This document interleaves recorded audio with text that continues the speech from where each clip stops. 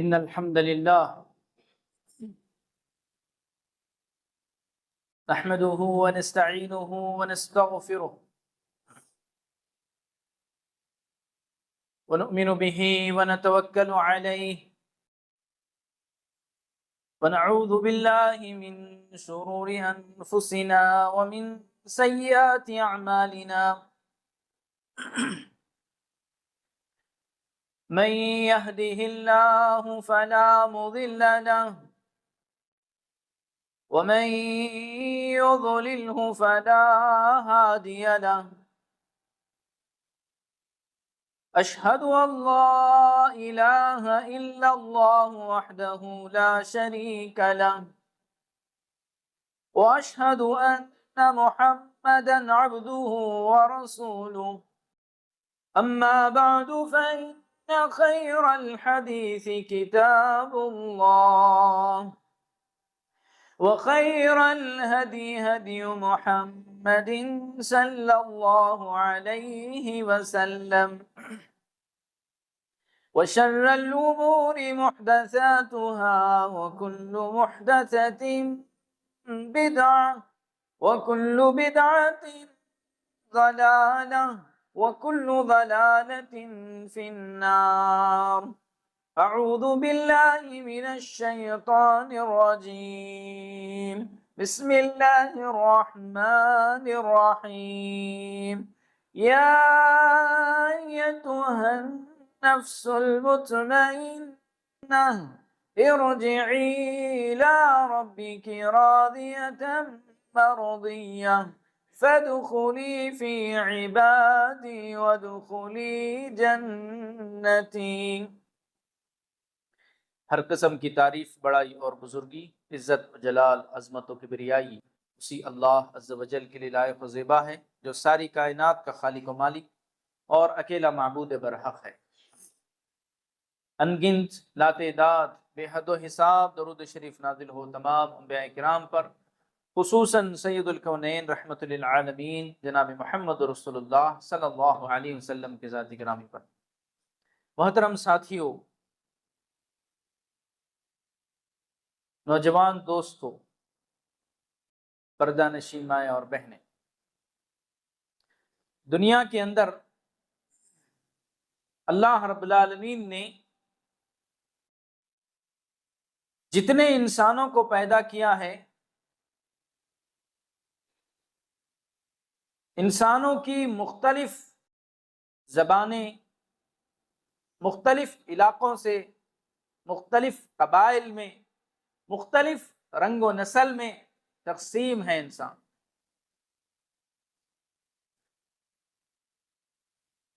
آپ اگر دیکھیں گے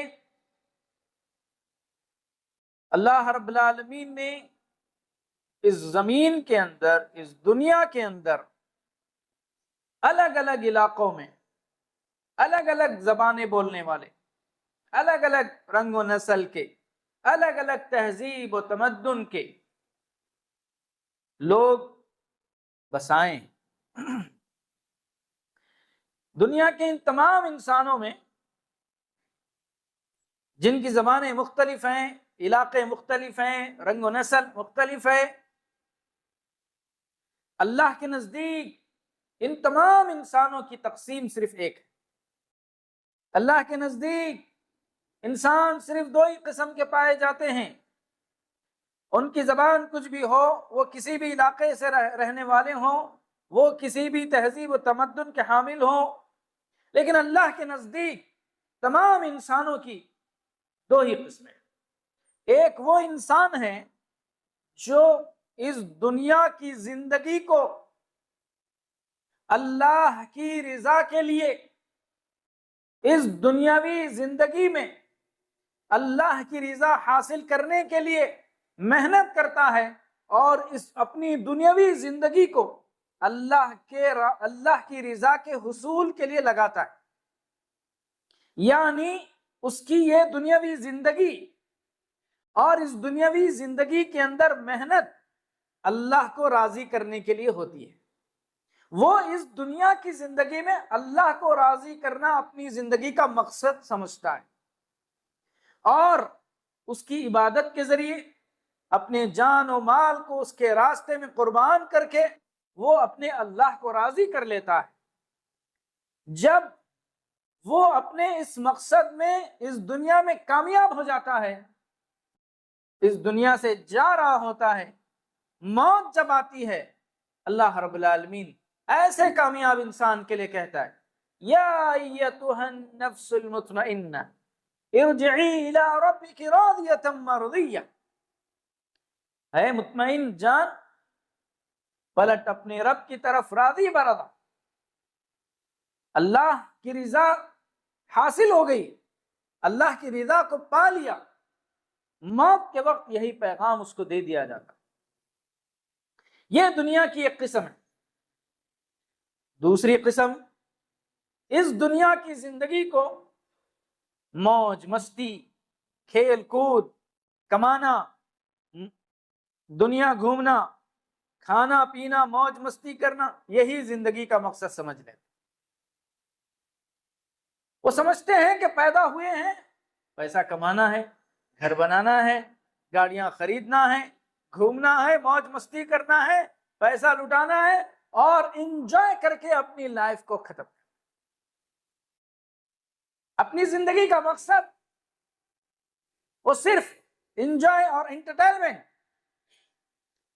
اپنے آپ کو تسکین پہنچانے کے لیے بس آرائش، موج مستی کو اپنی زندگی کا مقصد سمجھ لیتے۔ اللہ کو راضی کرنا ان کی زندگی میں نہیں ہوتا، اللہ کی رضا ان کی زندگی کا مقصد نہیں ہوتا، یہ زندگی کو موج مستی کا ذریعہ سمجھ لیتے، اللہ کی نافرمانی میں، گناہوں میں زندگی گزارتے ہیں، ناکام ہو جاتے ہیں دنیا اور آخرت میں۔ بھائیو، ایک مومن کی زندگی کیا؟ ان دو قسم کے انسانوں میں سے مومن، ایک مسلمان اللہ کو راضی کرنے کے لیے جیتا ہے، اس کی زندگی کا مقصد اللہ کی رضا کا حصول ہے۔ آپ نے اللہ کو راضی کر لیا، آپ کی زندگی کامیاب۔ تمام انبیاء اسی کوشش میں اپنی زندگی گزارتے ہیں۔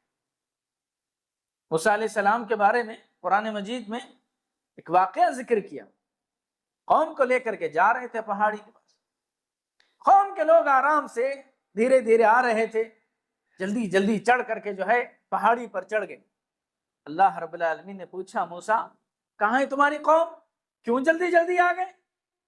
کیا کہتے موسیٰ سے؟ عجلت رب لترضا، اے اللہ میں جلدی جلدی آ گیا تاکہ تو راضی ہو جائے، تیری رضا مجھے مل جائے، اس لیے میں جلدی آیا۔ قوم کے لوگ آ رہے ہیں، آرام سے آ رہے ہیں، لیکن میں جلدی جلدی آ گیا تاکہ تو راضی ہو جائے۔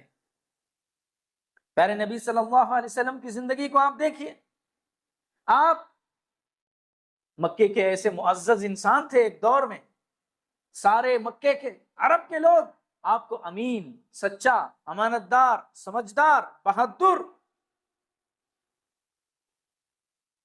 سوسائٹی کے اندر، معاشرے کے اندر ایک بہت عزت دار شخص اللہ کے نبی صلی اللہ علیہ وسلم۔ پورے عرب کے اندر آپ کی سمجھداری کے چرچے تھے، لوگ آپ کی تعریف کرتے تھے، لوگ کہتے تھے تمہارے قبیلے میں، تمہارے عرب میں کون سب سے اچھا آدمی، سمجھدار آدمی؟ محمد۔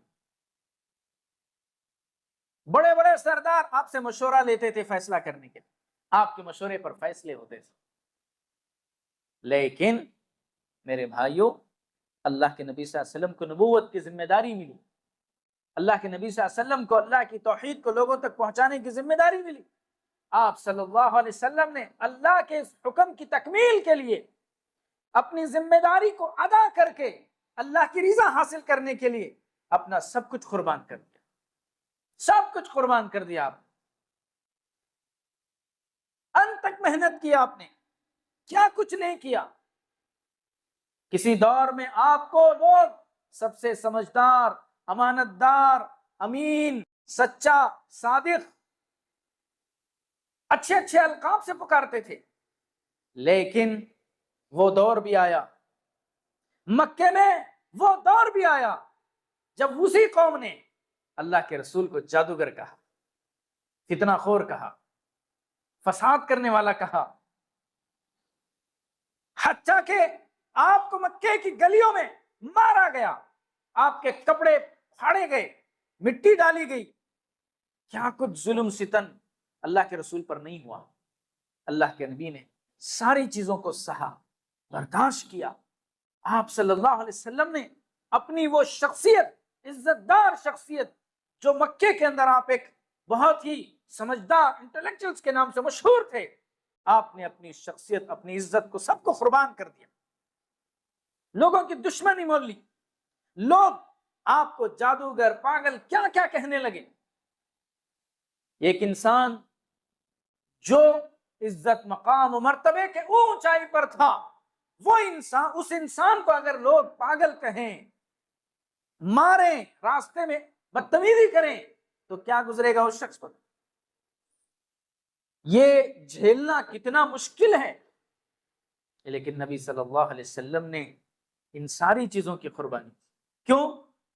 اللہ کو راضی کرنا ہے، اللہ کی رضا حاصل کرنا ہے۔ صحابہ کرام رضوان اللہ مجمعین کی آپ تاریخ پڑھ کر دیکھیں، ہم صف منہج سلف پر چلیں۔ سلف کون ہیں؟ سلف الصالحین، صحابہ کرام رضوان اللہ علیہ مجمعین۔ صحابہ کی تاریخ آپ پڑھ کر دیکھیے، کیا کہا صحابہ کے بارے میں؟ یبتغون فضلا من اللہ ورضوانا، محمد رسول اللہ والذین آمنوا معه اشداء علی الکفار رحماء بینہم۔ وہ لوگ اللہ کے فضل کو، اس کی رضا کو تلاش کرتے رہتے تھے۔ یبتغون فضلا من اللہ ورضوانا، ہر وقت ان کو وہی فکر رہتی تھی، اللہ راضی ہو جائے، اللہ کی رضا حاصل ہو جائے۔ رب العالمین نے ان کی محنت، ان کی عبادت، اسلام کے لیے ان کی قربانیوں کے بدلے قرآن مجید میں کن الفاظ سے یاد کیا؟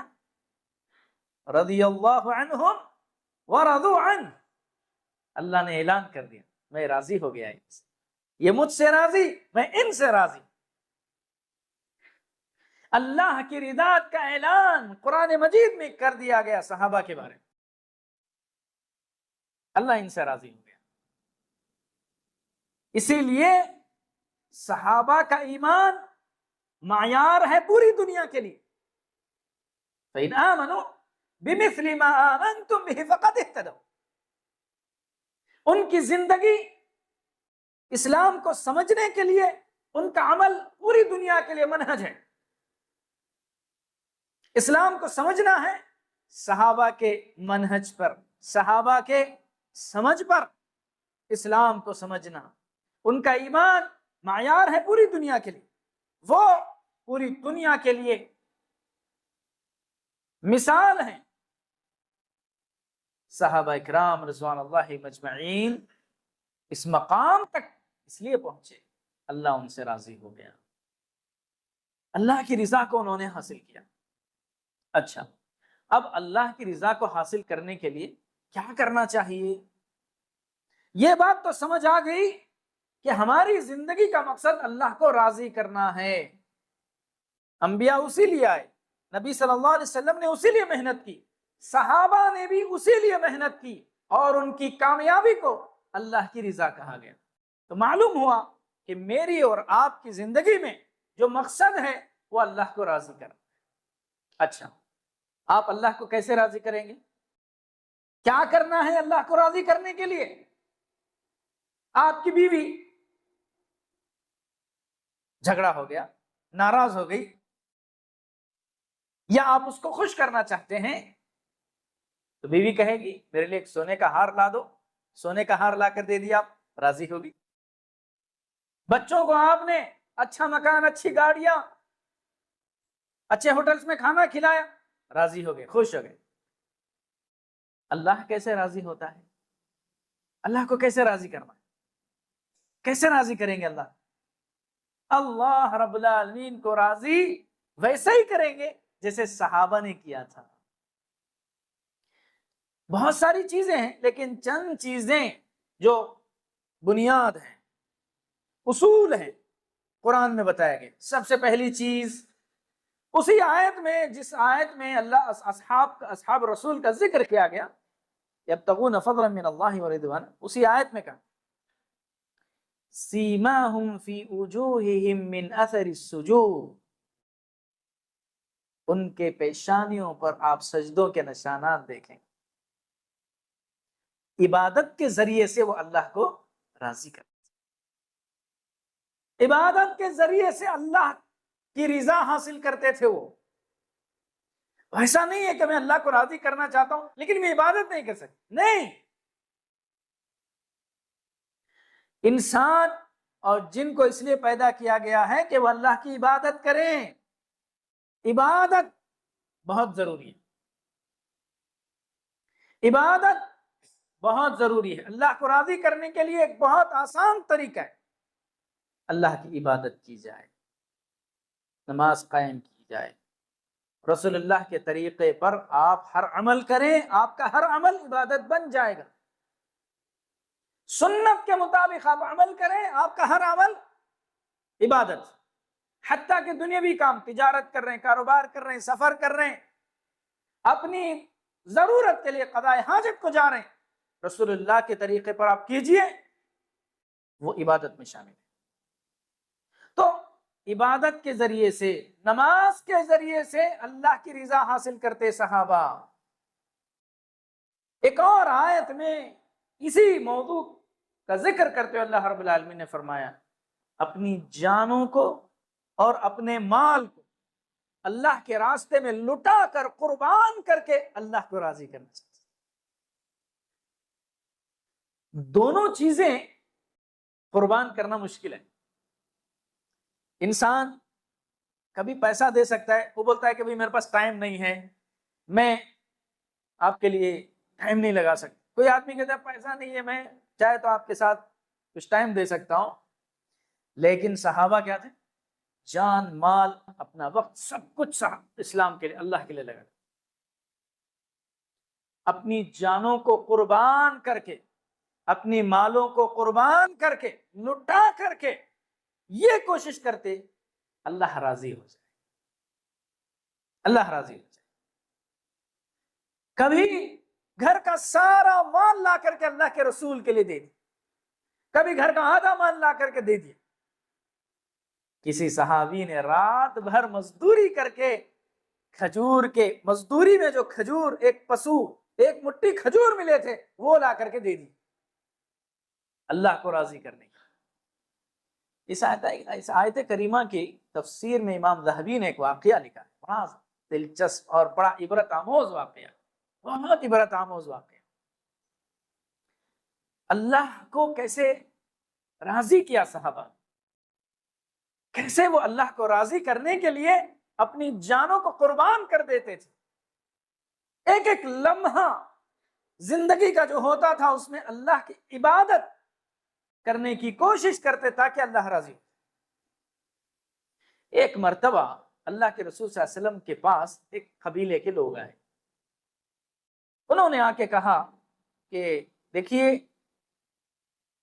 ہمارے قبیلے کے، گاؤں کے سب لوگ مسلمان ہو گئے، سارے لوگ مسلمان،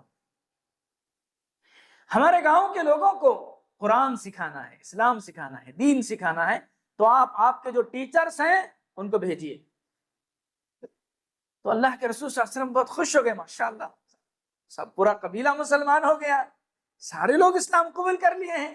تو صحابہ اکرام رضوان اللہ مجمعین کو بلایا اور آپ نے حضرت عامر بن ثابت رضی اللہ عنہ، ایک صحابی تھے، بہت بہادر صحابی تھے، ان کی امارت میں ان کو کیپٹن بنا کر کے، ان کو امیر بنا کر کے 10 صحابہ کی جماعت، 10 صحابہ علم والے، جن کے پاس قرآن کا علم تھا، دین کا علم تھا، عالم صحابہ، 10 صحابہ کی جماعت کو ان کے حوالے کیا، کہا ان کو لے جاؤ، یہ 10 صحابہ ہیں، یہ تمہیں تمہارے گاؤں والوں کو قرآن سکھائیں گے، دین سکھائیں گے، اسلام سکھائیں گے۔ تو قبیلے کے لوگ 10 صحابہ کو لے کر کے نکلے۔ حقیقت میں اس قبیلے کے لوگوں نے اللہ کے رسول سے جھوٹ بولا تھا، وہ مسلمان نہیں ہوئے تھے، انہوں نے اسلام نہیں قبول کیا تھا، سازش تھی کہ جھوٹ بول کر کے صحابہ کو لے جائیں اور صحابہ کو قتل کر دیں۔ یہ پلاننگ کے ساتھ آئے تھے اللہ کے رسول صلی اللہ علیہ وسلم کے پاس۔ اللہ کے رسول صلی اللہ علیہ وسلم کو اس کا علم، لوگ کہتے ہیں غیب کے علم کے بارے میں، اللہ کے رسول صلی اللہ علیہ وسلم کو غیب کا علم یا آنے والے حالات میں ہونے کا علم اپنی طرف سے ہوتا تو صحابہ کرام 10 صحابہ کو اللہ کے رسول کبھی بھیج دیں۔ خیر، اللہ کے رسول صلی اللہ علیہ وسلم نے 10 صحابہ کو بھیجا، 10 صحابہ ان کے ساتھ نکل گئے۔ صحابہ کو بھی معلوم نہیں، وہ خوش ہیں کہ پورا قبیلہ مسلمان ہو گیا، ماشاءاللہ، ان کو قرآن سکھانا ہے، دین سکھانا ہے، خوشی خوشی نکل رہے ہیں، ٹیچنگ کے لیے جا رہے ہیں، پڑھانے کے لیے جا رہے ہیں، دعوت کا کام کرنے کے لیے جا رہے ہیں، ہتھیار سب چھوڑ کر کے نکل گئے۔ ایک مقام ہے، وادی ہے، دائیں بائیں پہاڑیاں ہوتی ہیں، ایک درمیان باریک راستہ جاتا ہے، وہاں سے گزر رہے تھے۔ آنے والے حادثے کا علم نہیں ہے، اگلے لمحے کیا ہونے والا ہے معلوم نہیں ہے، چاہ رہے ہیں خوشی سے بس قبیلے کو قرآن سکھانے کے لیے جا رہے، علم دینے کے لیے جا رہے۔ اچانک اوپر سے حملہ ہوتا ہے اور تیر برسنے لگتے ہیں۔ صحابہ کرام رضوان اللہ مجمعین کو سمجھ میں نہیں آتا کیا ہو رہا ہے، سمجھ نہیں پاتے کیا ہو رہا ہے۔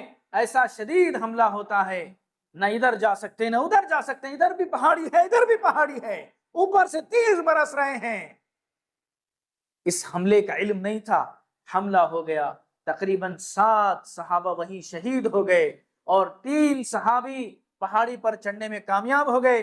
بعد میں دشمنان اسلام نے ان کا بھی پیچھا کیا اور پیچھا کر کے حضرت عامر بن ثابت کو بھی اوپر قتل کر دیا پہاڑی پر، اور 3 صحابی کو پکڑ کر نیچے لے کر آئے اور وہاں پر بھی باقیہ صحابہ کو قتل کر دیا۔ ایک صحابی حضرت خبیب بن عدی رضی اللہ، وہ اکیلے ان کو پکڑ کر کے قید کر کے لایا گیا۔ 9 صحابہ کو شہید کر دیا گیا۔ علم صحابہ بہت قیمتی، صلاحیت مند، ٹیلنٹڈ لوگ تھے، شہید کر دیے۔ حضرت خبیب بن عدی رضی اللہ عنہ، لمبا واقعہ ہے، میں مختصر جو بتانا چاہتا ہوں، ان کو قید کر کے لایا گیا، قید میں ڈالا گیا اور ان کے بارے میں فیصلہ کیا گیا کل صبح چوراہے پر، چوراہا مینس سرکل، اشارہ، وہاں پر حضرت خبیب کو قتل کریں۔ اناؤنسمنٹ، اعلان ہوا، سارے لوگوں کو اطلاع دی گئی، محمد ابن عبداللہ کے ایک صحابی کو، سپاہی کو قتل کریں گے ہم، بدلہ لینا تھا۔ اللہ کے رسول اس سے پہلے ان کے سرداروں کو قتل کیا گیا تو یہ بدلہ لینا چاہ رہے تھے، تو اعلان ہوا، حضرت خبیب بن عدی رضی اللہ عنہ قید کر دیے گئے تھے۔ صبح ہوئی، حضرت خبیب بن عدی کو پکڑ کر کے لایا جا رہا ہے، بیڑیوں میں باندھے ہوئے ہیں، چوراہے پر سارا گاؤں جمع ہے، عورتیں، بوڑھے، بچے، سب تماشا لگا ہوا ہے، سب لوگ نظارہ کرنے کے لیے آئے ہیں کہ ایک صحابی کو قتل کیا جا رہا ہے۔ حضرت خبیب بن عدی رضی اللہ عنہ کو لایا گیا، قتل کیا جانے والا ہے، اب مار دیا جانے والا ہے، پورے گاؤں کے بیچ میں کھڑا کر کے آپ کو قتل کرنے کے لیے لا کر کے کھڑا کر دیا گیا۔ موت کے دروازے پر پہنچ کر کے اس شخص کی کیا کیفیت ہوگی، اس کی کیا فیلنگز ہوگی، سوچئے کہ اب قتل کر دیا جا رہا ہے، سارے لوگ دیکھ رہے ہیں۔ حضرت خبیب بن عدی رضی اللہ عنہ سے سوال کیا گیا، خبیب کوئی آخری آرزو ہے، کوئی آخری تمنا ہے؟ پوچھتے ہیں نا قتل کرنے سے پہلے کوئی آخری آرزو تمنا ہے؟ حضرت خبیب رضی اللہ عنہ سے پوچھا گیا کوئی آخری آرزو ہے، تمنا؟ حضرت خبیب بن عدی رضی اللہ عنہ، سبحان اللہ، موت کے دروازے پر کھڑے ہو کر کے آخری آرزو، آخری تمنا کیا ہے؟ کہتے ہیں ایک چھوٹی سی خواہش، اجازت ہو، ایک آرزو ہے۔ کیا آرزو ہے؟ کہتے ہیں کہ 2 رکعت نماز پڑھنے کی اجازت ہے، 2 رکعت نماز ادا کرنے کی پرمیشن دے۔ مرنے سے پہلے اللہ کے سامنے سر جھکا کر کے اس کی عبادت کرنا چاہتا ہوں، اللہ میری اس عبادت سے راضی ہو جائے۔ لوگوں نے کہا ٹھیک ہے پڑھ لو۔ حضرت خبیب بن عدی رضی اللہ عنہ پورے مجمع میں موت کے دروازے پر کھڑے ہو کر کے اللہ اکبر نماز ہاتھ باندھ کر کے نماز پڑھ رہے ہیں۔ سبحان اللہ، اس قیام کی کیا کیفیت ہو، اس رکوع کی کیا کیفیت ہوگی، اس سجدے کی کیا کیفیت ہوگی۔ ایک شخص اب قتل کر دیا جائے گا، آخری عمل اس کا وہ نماز پڑھ رہا ہے تاکہ اللہ اس سے راضی ہو جائے، اللہ کی رضا اس کو حاصل ہو جائے۔ میں اور آپ اگر یہ کہیں تو ہم دنیا کی آرزویں پوری کریں گے، ہم وہاں جانا چاہتے ہیں، یہ کھانا چاہتے ہیں، ہم یہ کرنا چاہتے ہیں۔ صحابی رسول کہتے ہیں کہ نماز پڑھ کر کے اللہ کی رضا حاصل کر لیں، نماز کی اجازت دے دیجئے۔ حضرت خبیب بن عدی نماز پڑھ رہے ہیں، نماز ادا کر رہے ہیں، آپ نے مختصر 2 رکعت نماز پڑھی اور سلام پھیر دیا، ایک تاریخی جملہ کہا۔ میرے بھائیو، حضرت خبیب بن عدی رضی اللہ عنہ کہتے ہیں لوگوں، میں نے آج اپنی زندگی کی سب سے پرسکون والی نماز پڑھی۔ کون سی نماز؟ سب سے سکون والی نماز۔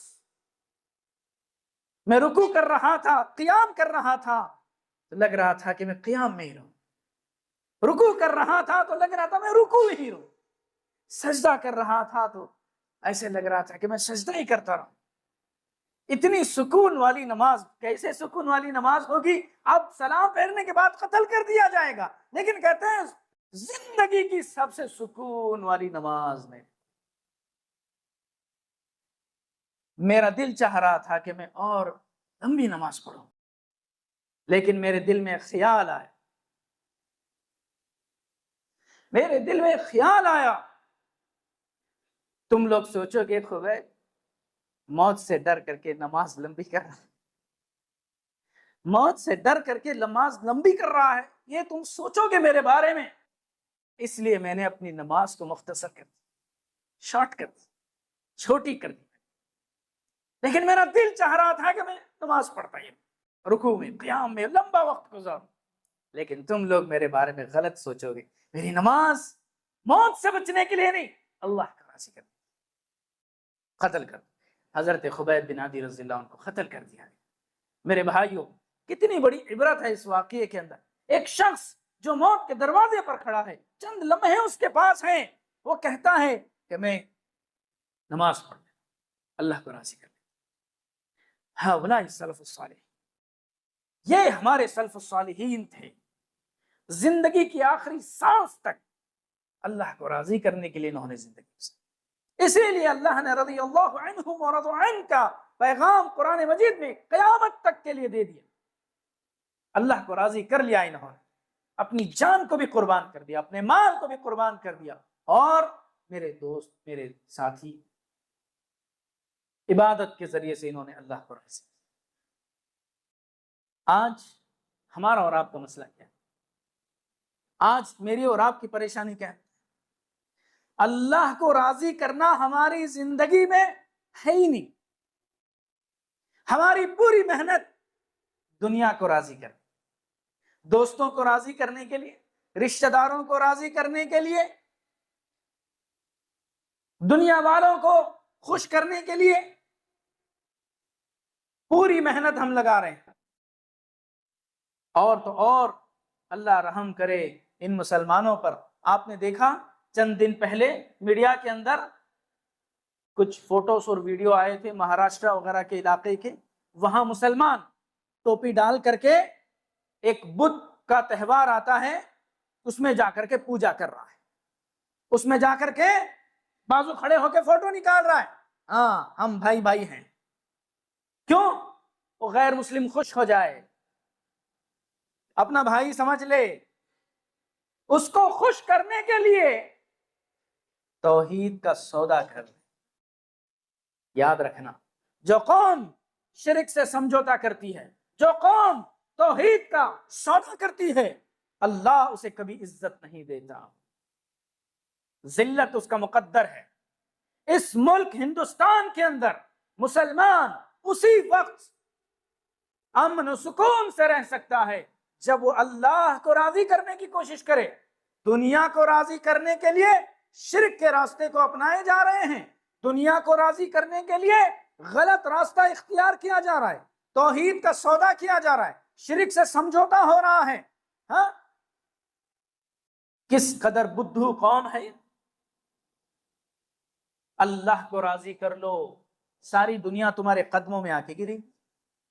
اللہ کو راضی کر لو, یہ دنیا, ارے میرے دوست, یہ دنیا بڑی بے وفا ہے. یہ دنیا کبھی راضی نہیں ہوتی. رشتہ داروں کو راضی کرنا چاہتے ہو غلط کام کر کے, یہ رشتہ دار کبھی راضی نہیں ہوتے. دوستوں کو راضی کرنا چاہتے ہو غلط کام کر کے, دوست کبھی راضی نہیں ہوتے. یہ دنیا شکوے اور شکایات کی جگہ ہے. یہ دنیا کبھی تم سے راضی نہیں ہوتی. راضی صرف رب ہوتا ہے, اور اس کے راضی ہونے کا انداز کتنا نرالا. سبحان اللہ. اللہ کہتا ہے تو ایک قدم آ, میں تیری طرف 10 قدم آؤں. سبحان اللہ. تو چل کے آ, میں دوڑ کے آؤں گا. تو دوڑ کے آئے تو میں اپنی رحمت سے تجھے سمیٹ لوں گا. سبحان اللہ. اتنا کریم ہے اللہ. ایسے اللہ کو راضی کرنا نہیں چاہتے ہم. اس کو چھوڑ کر کے دنیا کو راضی کرنے کے لیے نکلے. یہ دنیا کبھی راضی نہیں ہوتی, کبھی راضی نہیں ہوتی یہ دنیا. کچھ بھی کر لیں آپ, پھر بھی آپ کے بارے میں شکایت, کمپلینٹ رہیں گی. آپ ایسے ہیں, آپ ایسے ہیں, فلاں, حسد, کینہ, بغض, عداوت, دشمن. اللہ کو راضی کر لو. اللہ بڑا غفور الرحیم ہے, وہ بہت محبت کرنے والا ہے اپنے بندے سے. انسان اس کی محبت کی قدر نہیں کرتا, اور اس بے وفا دنیا کے پیچھے پڑا ہوا ہے جو کبھی راضی نہیں ہوتا. اللہ کی رضا آپ کوشش کیجئے اللہ رب العالمین کی رضا حاصل ہو جائے. بھائیو, اللہ کی رضا کے سلسلے میں ایک آخری حدیث, بڑی پیاری حدیث بتا کر اپنی بات کو ختم. یہ کس قدر عظیم چیز ہے, کس قدر امپورٹنٹ چیز ہے, اور ہماری زندگی اور ہماری کامیابی میں یہ کس قدر اہم چیز ہے. پیر نبی صلی اللہ علیہ وسلم نے فرمایا, جنتی لوگ جنت میں چلے جائیں, جہنمی جہنم میں چلے جائیں. جنتی لوگ آرام سے جنت میں گزارا کریں. ایک دن اللہ رب العالمین اعلان کرے گا, اناؤنس کرے گا, جنتیوں آؤ ادھر. کدھر آؤ؟ سارے جنتی جمع ہو جائیں. اللہ رب العالمین سوال کرے گا, کیسی ہے میری جنت؟ جنتی کہیں گے, اللہ تیری جنت تو ماشاءاللہ بہت زبردست, تیرا شکر ہے تو نے ہمیں یہ نعمت عطا کی ہے. اس کی نعمتیں ہمارے تصور سے باہر, ہم نے کبھی سوچا نہیں تھا, ہم نے کبھی دیکھا نہیں تھا, ہمارے امیجنیشن میں نہیں آ سکتی. ایسی جنت ہے تیری, بہت اعلیٰ. اللہ سوال کرے گا, اس سے بھی ایک بڑی نعمت ہے, وہ چاہیے, وہ دوں آپ. جنتی کہیں گے, جنت سے بڑی چیز کیا ہے؟ جنت سے بڑی, جنت ہی سب سے بڑی ہے بھائی. آدمی کامیاب کب جنت میں چلا گیا, اس سے بڑی چیز کیا ہوگی؟ اللہ رب العالمین 2 چیزوں کا اعلان کرے گا, نور کے پردے ہٹیں گے, اللہ اپنے بندوں کو اپنا دیدار کرے, دیدار الہی. لوگ جنتی اللہ کو دیکھیں گے. سبحان اللہ. اللہم اجعلنا منہم, اللہم اجعلنا. اللہ ہم سب کو اس جماعت میں شامل کر. جنتی اللہ کو دیکھیں گے, اللہ کا دیدار کریں گے. اور دوسری حدیث میں اللہ اعلان کرے گا, کیا اعلان؟ اللہ کہے گا کہ آج میں اعلان کرتا ہوں, اناؤنس کرتا ہوں کہ آج میں تم سے راضی ہو گیا. میرے رضاعت کا پروانہ لے لو, میری رضاعت کی سرٹیفکیٹ لے لو. آج میں اعلان کرتا ہوں میں تم سے راضی. اللہ کا دیدار کر کے, اللہ کی رضاعت کا اعلان سن کر کے اتنا سکون جنتیوں پہ طاری ہوگا. جنتی جنت کو بھول جائیں گے. جنت چھوڑو یار, چھوٹی چیز, جنت کو لوگ بھول جائیں گے اللہ کی رضا کا اعلان سن کر. یہ مومن کی زندگی کامیابی کا ٹاپ مقام ہے. ایک مومن یہاں پہنچتا, کامیابی کا اسٹینڈرڈ یہاں تک چلتا, اللہ کی رضا اور اس کا دیدار نصیب ہوتا ہے. اللہ ہم سب کو اس میں شامل کرے. بھائیوں, کوشش کریں ہم اللہ کو راضی کرنے کے لیے.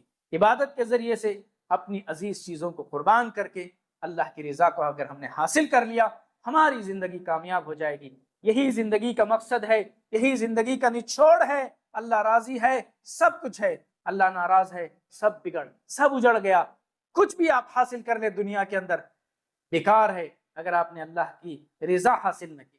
اللہ رب العالمین ہم سب کو اس کی رضا حاصل کرنے کی توفیق دے۔ ساتھیوں، خطبے کے اختتام سے پہلے آپ تمام سے ایک گزارش ہے۔ ہمارے شہر ہریہر کے اندر جہاں میں رہتا ہوں، ہمارے محلے میں جہاں میرا گھر ہے، 3-4 ایریے ہیں، وہاں مسجد نہیں ہے، وہاں سے 1.5-2 کلومیٹر دور مسجد جانا پڑتا ہے۔ تو ہم نے ایک مسجد کے لیے ایک زمین خریدی ہے، 30 لاکھ روپے میں ایک زمین مسجد کے لیے، اللہ کے گھر کی تعمیر کے لیے خریدی گئی ہے، تاکہ 4-5 ایریے کے لیے مسجد کا انتظام ہو۔ اس مسجد کی زمین کی خریداری کے سلسلے میں میں آپ کی خدمت میں آیا ہوں۔ اس ہفتے میں تقریباً اس کا رجسٹریشن ہے، 14-15 لاکھ رقم جمع کرنی ہے۔ میں آپ تمام حضرات سے، تمام بھائیوں سے گزارش کرتا ہوں کہ ہریہر کی ہماری اس مسجد کے لیے زمین جو خریدی جا رہی ہے اس کے لیے آپ بڑھ چڑھ کر کے حصہ لیں۔ اللہ رب العالمین جنت میں اس شخص کے لیے گھر کا وعدہ کرتا ہے جو شخص دنیا میں اس کے گھر کے لیے مدد کرتا ہے۔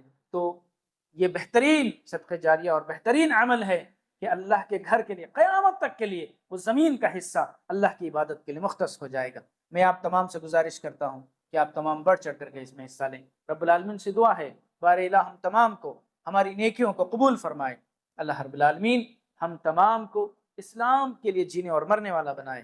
اللہ رب العالمین اس زندگی کے اندر اس کو راضی کرنے کے اللہ ہم سب کو توفیق دے۔ الہ العالمین فلسطین کے مسلمانوں کی مدد فرمائے۔ اللہ زخمی بچوں اور لاچار و مجبور خواتین کی اللہ مدد فرمائے۔ اللہ رب العالمین یہودیوں کے منصوبوں کو ناکام بنا دے، ان کے شر سے مسلم امہ کی حفاظت فرمائے۔ الہ العالمین جتنے نوجوان ہیں اللہ انہیں حلال رزق کا انتظام فرمائے۔ جو بیمار ہیں، مختلف بیماریوں میں مبتلا ہیں، ہاسپٹلوں میں سرک رہے ہیں، بلک رہے ہیں، اللہ انہیں شفا کل عاجلہ عطا فرمائے۔ اللہ ہم سب کو جب تک زندہ رکھے توحید پر زندہ رکھے، خاتمہ ہو توحید پر خاتم بالخیر فرمائے۔ آمین۔ بارک اللہ لنا ولکم فی القرآن العظیم ونفعنا وإياكم بالآیات والذکر الحکیم انہ تعالی جواد الملک البرؤوف الرحیم رب حلیم۔